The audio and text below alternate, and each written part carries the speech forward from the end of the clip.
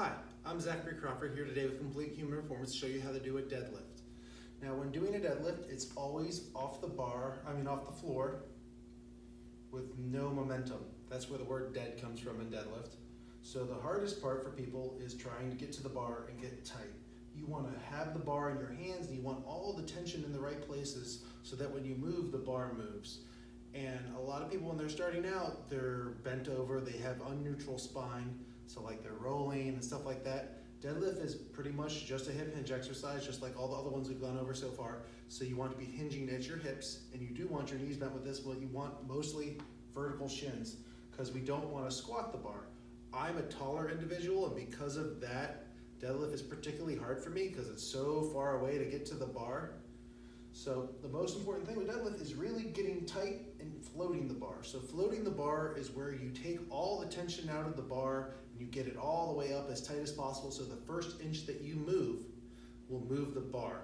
If you're moving and the bar is not moving, you might be setting up with your hips too low, or there could be a couple other things that are wrong. But if the bar is not moving when you try to initiate force on the bar in the deadlift, then you might want to work at your tightness on the bottom.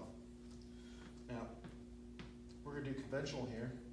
So I'm going to point my feet in front of me, slightly outside shoulder width, slightly pointed, not as pointed as I would squatting most likely. Now I'm going to grab outside my shoulder width. I like a top-down approach, so I'm going to focus on getting really tight on my way to the bar. Other individuals may like a bottom-up approach where you kind of grab the bar, then focus on your tightness afterwards. I'm so tall, if I do that, I'll be all bent over and funny looking. All right, so we're going to go back. Grab the bar, get tension on this side. This side, focus on vertical shins.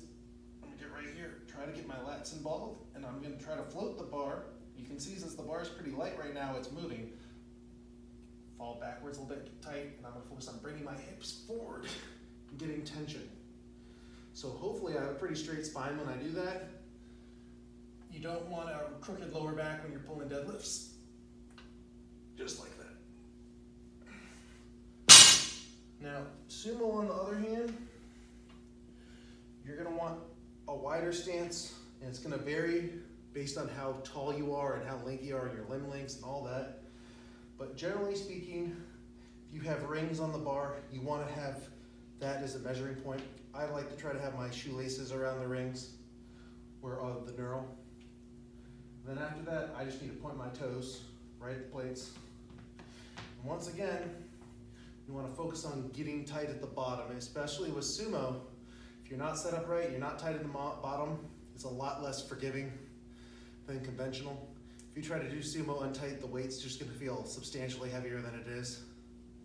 All right, so right here, get nice and tight, force those hips back. Float the bar, get the lats involved. Bring the hips to the bar. That's probably one of the more important things with sumo, is really make sure trying to bring your hips to the bar, the hips are moving the bar instead of doing it wrong. Get your lower back involved only. Trying to get that lower back getting here, because you'll get stuck here and then you'll have to do the hips afterwards.